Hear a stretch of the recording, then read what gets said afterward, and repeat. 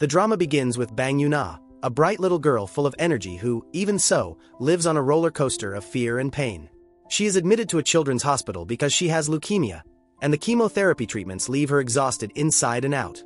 On difficult days, when fear paralyzes her and she resists the procedure, her father, Bang Young-suk, has a simple trick to bring a little light back to her. He shows her a bottle with the face of her favorite actress, Han Kang-hee, and Yuna changes completely. She cheers up, smiles, and holds on to that image as if it were a rope helping her cross through panic. Yuna adores Han Kang-hee with her whole heart. She writes letters to her often, tells her things about the hospital, talks to her about what she dreams of and how much she admires her. But she has never received a reply. Even so, the little girl does not give up, because to her, that actress is not just famous. She is a symbol of strength. If she could do it, so can I, turned into a person. Her room is full of photos and clippings, as if she were building a mental shelter for the days when her body gives her no break. On the other end of the story is Han Kang-hee, a huge star in Korea, known for successful dramas and popular movies. From the outside, she seems to have it all. Fame, money, cameras following her, gifts, flowers, letters, and people who idolize her. But inside, she carries something very ugly. Distrust and a fear that makes her react harshly. She receives so many messages and gifts that her life feels invaded. Instead of feeling grateful, she becomes defensive. She does not believe in the affection of her fans. She thinks it is fake, interested, superficial. And the strangest thing is that, on social media, she has a habit that sounds contradictory. She likes reading hate comments. To her, the one who hates does not pretend. The one who says they love her could be lying. That is why negativity seems more honest to her than applause. That attitude is taking a toll on her. One day, Kang-hee meets with her representative and agency boss, Yoon Ah-young. The manager is clearly frustrated because the actress ignores her fans and her public image has been getting dirty. Kang-hee, instead of worrying about the damage, only asks them to get her a new project. Ah-young explains that now it is harder. Her bad reputation scares off offers, and many producers prefer to avoid the risk. Just as Kang-hee is leaving, an employee appears carrying piles of gifts and letters. Kang-hee's expression changes. Her anxiety is triggered. She orders the gifts to be returned and the letters to be stored away. In the middle of the rush, 2 envelopes fall to the floor without her noticing. That detail is seen by an entertainment reporter, Sun Hyuk-soo, a guy who lives looking for the perfect chance to sink the actress. He picks up the envelopes, understands that he has material to create a scandal, and decides to use it as ammunition for a malicious headline. Meanwhile, at the hospital, Yuna faces chemo again. She trembles, cries, tries to refuse, but Young-suk convinces her with patience. To encourage her, he promises to grant her a wish if she endures the treatment. Yuna accepts because she clings to that promise like an emotional reward. Even so, the procedure remains hard, and seeing his daughter suffer breaks Young-suk's soul. Young-suk is a lawyer, but his life is completely thrown off balance by his daughter's illness. The medical bills pile up, the pressure grows, and he ends up working at night as a substitute driver to make extra income. He is young, attractive, and is raising Yuna practically on his own. After the chemo, the little girl reminds him of the promise. Her wish is not a toy or a trip. She wants something that, to Young-suk, sounds impossible. For Han Kang-hee to answer one of her letters, even just once. Young-suk freezes. He does not know how to make something like that happen. He talks about it with his friend Yoon-do, the owner of a convenience store. Yoon-do tells him something that, at first, sounds like a useful coincidence. Young-suk and Kang-hee went to the same high school. They were not complete strangers. That information opens a door in his mind. It is no guarantee, but at least it is no longer a complete wall. Shortly after, fate creates an uncomfortable encounter. Kang-hee is in a cafe with a film director. At the table, he acts kind and flattering. But as soon as she gets up to go to the bathroom, the man changes his tone and starts speaking badly about her, as if what he praises to her face, he charges behind her back. Kang-hee hears part of the conversation, gets furious, and an unpleasant clash begins. The director follows her to the lobby, the tension rises, and it seems like the situation is going to escalate. At that moment, a car appears and rescues her. Ah-young had sent a substitute driver to get her out of the mess. And when Kang-hee gets in, she discovers the driver. It is Young-suk. That is when the reunion happens, years after high school. They are both surprised, they laugh, they catch up. For a few minutes, the atmosphere feels light, as if time had bent. But when Young-suk mentions that he has a daughter, Kang-hee's face hardens. The topic of children touches a strange nerve in her. Young-suk tries to tell her that Yoon-ah is her fan and dreams of receiving a reply. Kang-hee does not react with warmth. She stays silent, uncomfortable, and when they arrive at her house, she simply thanks him for the service and goes inside without giving him room to ask for the favor. Young-suk returns home frustrated. He feels like he had the opportunity in his hands and it slipped away. At that point, the story goes back to a high school memory to explain the root of the bond between them. Back then, Kang-hee was already the famous girl. Popular, surrounded by people, saturated with attention. To breathe, she skipped classes and hid in a storage room. There she smoked to release stress, as a bad escape from the pressure she carried. That same day, Young-suk, recently transferred, also skips class and ends up in the same storage room to sleep for a while. He catches her smoking and, not knowing who she is, scolds her. Kang-hee is struck by the fact that he does not treat her like a celebrity. He is the first who does not melt or bow down. To her, that indifference feels almost liberating. A teacher enters the storage room because of the smell of smoke, and the two of them hide. The teacher searches for the culprit. To protect her, Young-suk comes out and blames himself. He accepts the punishment without hesitation, even though he does not even know her. That gesture becomes the beginning of a real connection. He protected her without asking for anything, and she, for the first time, felt that someone saw her as a person, not as a poster. Back in the present, Young-suk is at Yoon-doo's store and sees a children's story titled, Doll Letter. That idea hits him like lightning. If he cannot get a real reply, he can create one that saves his daughter's hope. So he decides to write fake letters, pretending they come from Kang-hee. He looks for a quiet place and begins writing carefully, imitating a kind, close, and encouraging tone. When Yoon-ah receives the first reply, she lights up completely. She proudly shows it at the hospital, keeps it like a treasure, and her mood improves in a way Young-suk had not seen in a long time. From that point on, Yoon-ah writes more and more. Young-suk gets exhausted trying to answer everything, but every smile from his daughter makes up for it. He does not feel like he is deceiving her for fun.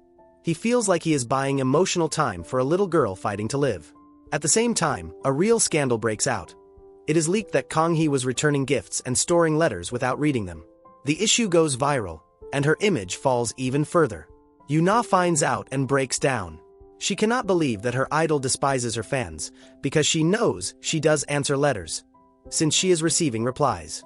Determined to clear the actress's name, she asks her friend Dong-gu for help, a boy who runs a YouTube channel. Yoon-ah shows the answered letters, and they tell her story. The video explodes on social media. A little girl with leukemia receiving messages from her favorite actress moves thousands. The public begins to see Kang-hee with different eyes, as someone sweet and human. Kang-hee, however, does not feel happy about that turn. It bothers her that she is being praised for something she did not do. She feels like they are forcing her to wear a mask. Annoyed, she goes to the hospital at night to confront the family. Her intention is to set limits and stop the circus. But when she looks for the father, she runs into Young-suk. They go up to the hospital rooftop, and there he breaks down. He apologizes, humbles himself, and begs her not to reveal the truth. To him, those letters are the push that keeps Yoon-ah walking toward treatment. Hyuk-soo, the reporter, tries to photograph that moment from a distance, sniffing out scandal. But Yoon-doo appears and stops him, preventing him from getting clear evidence. Kang-hee goes home with her head in a knot. For the first time, Young-suk's words get through to her. The next day, she decides to officially go to the hospital and play along, but also to meet Yoon-ah and see with her own eyes how much the little girl depends on that illusion. The visit becomes a media event. Kang-hee reads stories to the children, spends time with them, and donates a large sum to the hospital. Yoon-ah, upon seeing her, cannot hold back her emotion. She runs toward her crying and clings to her as if hugging hope itself. Kang-hee is surprised by such a pure reaction. Between cameras, smiles, and applause, the actress begins to feel a different kind of guilt. Not the guilt of a mistake, but the guilt of not having been the person Yoon-ah imagined. When they ask Yoon-ah what she wants, she asks for something simple and sweet, to visit Kang-hee's house. The next day, Yoon-ah, Young-suk, and Dong-gu go to her home. It is the first time Kang-hee lets strangers into her private space. Although she is still annoyed with Young-suk because of the lie, she holds back for the little girl. She treats them well, shows them things around her house, and makes an effort to create a beautiful memory. Dong-gu records content with Kang-hee for his channel, and everything seems to go well on the surface. But a small comment sets off an alarm. Kang-hee praises Yoon-ah for being smart and suggests that she inherited it from her mother. Yoon-ah becomes uncomfortable, because in her letters she said she resembles her father. That contradiction plants a doubt in her. Maybe Kang Hee never read her letters. Donggu explains that Yuna's mother is not with them. Her parents separated long ago, and her mother lives in the United States. Kang Hee is touched.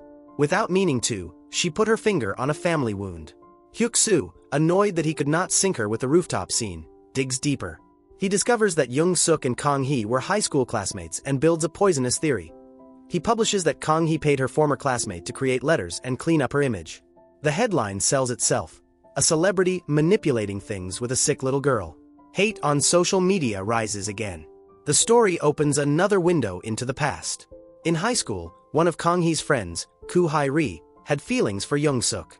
But Hae-ri notices that he is interested in Kang Hee, and that sparks jealousy in her. Over time, that resentment stays like a thorn. In the present, Hae-ri is already an actress and radio host.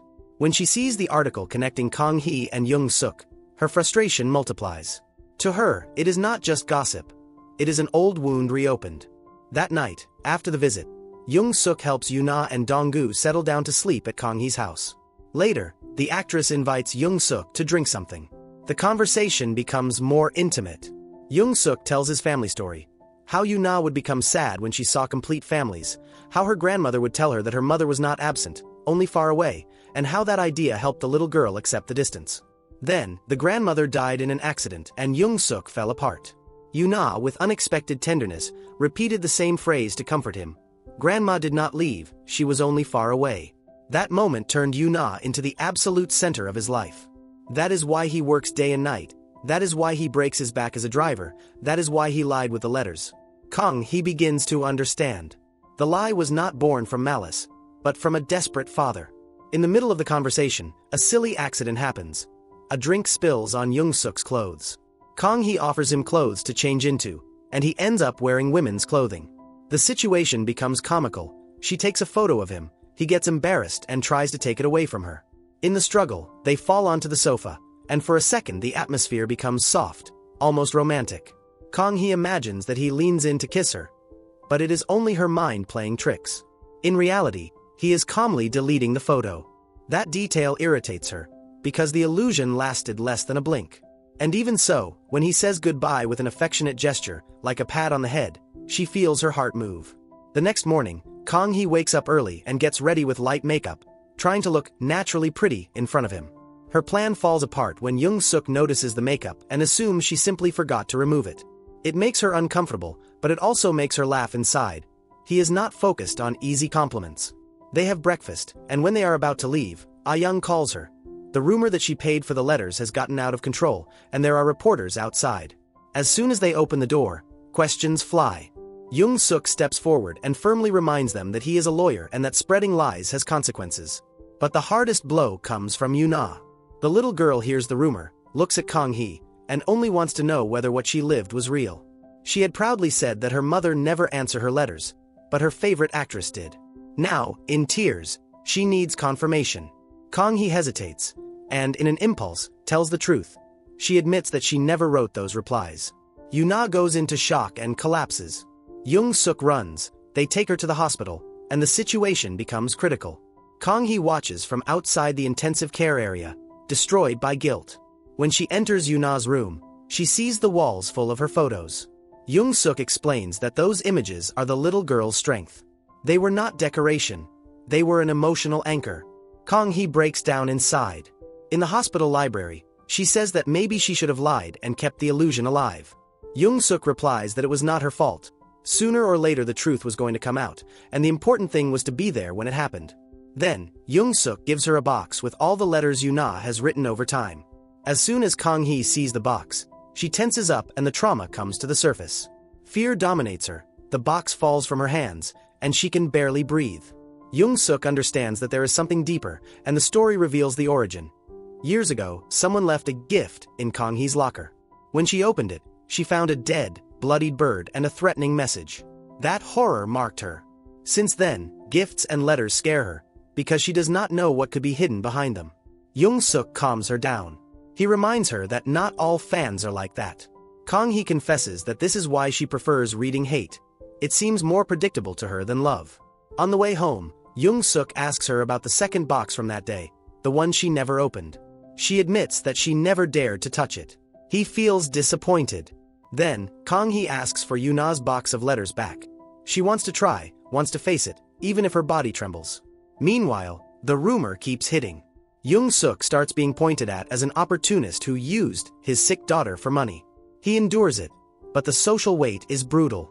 Yuna, in her wisdom as a tired child, says something unexpected. From the beginning she knew Kang Hee was not really answering. She sensed it. But she held on anyway, because what mattered was the hope, not the technical detail.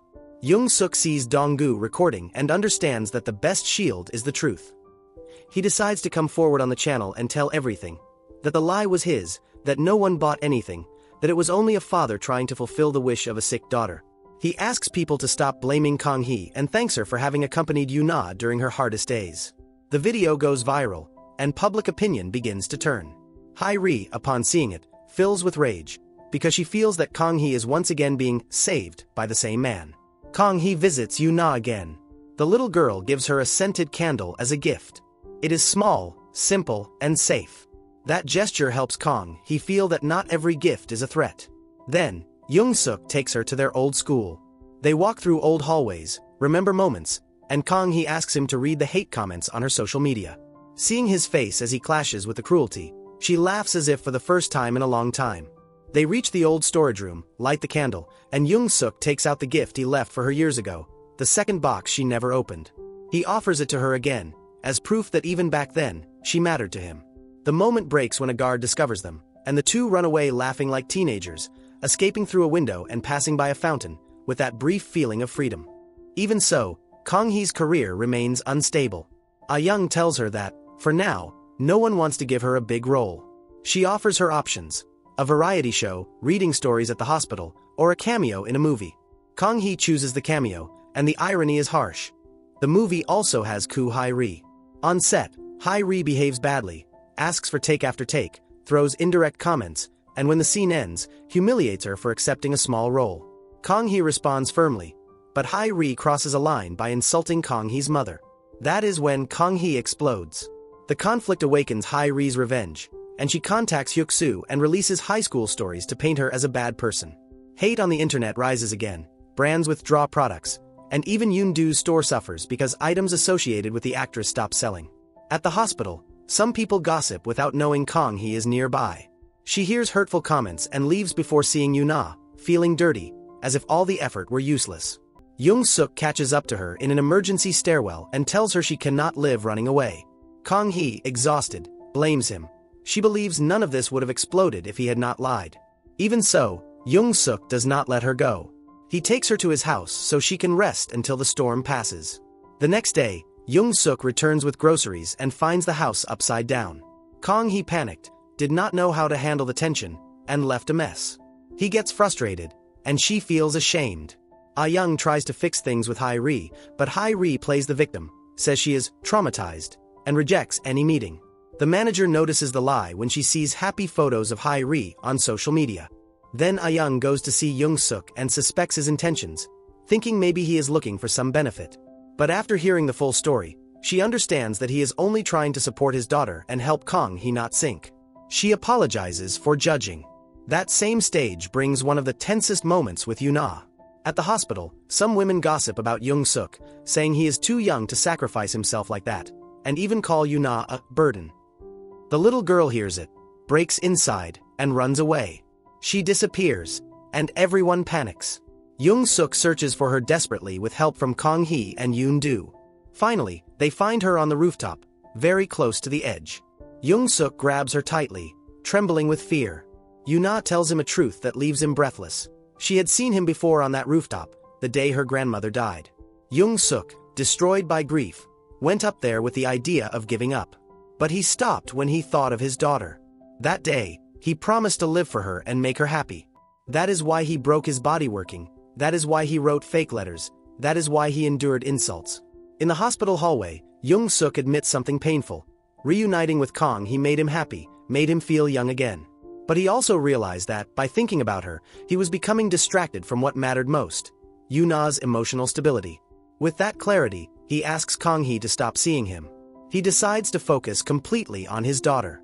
Kang Hee returns home with her heart crushed. She understands that, even if they love each other, he will always choose Yuna first, and that is not a flaw. It is the love of a father. Kang-hee, even broken, decides to fix her public life through the truth. She records a clarification video, shows herself as more human, and takes responsibility for her silence. A former high school classmate, Oh Yun-hee, appears to support her and deny exaggerations that Hai-ri threw into the air. Little by little, public opinion changes. Hyuk-soo starts being chased by furious fans, and Hai-ri, exposed, ends up posting apologies. With her image improving, Kang-hee is offered a leading role in a Hollywood movie that requires living in the United States for a year. She accepts, thinking the distance will help her forget Young-suk. At the same time, Young-suk receives another painful piece of news. His ex-wife has passed away. He and Yuna attend the funeral. Yuna remains strong, but inside she feels the weight of saying goodbye to an absent mother. Later, she asks her father if she was the reason Kang-hee could not be with him. Young-suk answers no, that Yuna is his greatest joy. Then Yuna confesses something key. That time on the rooftop, she did not want to hurt herself. She was praying to the stars and asking for her father and Kang-hee to be able to be together. That wish changes Young-suk's perspective. He understands that he can love Kang-hee without betraying his daughter's happiness. Young-suk calls Ah-young to find out where Kang-hee is and runs to the airport, but he arrives too late. She has already left. A year passes. Kang-hee becomes even bigger worldwide.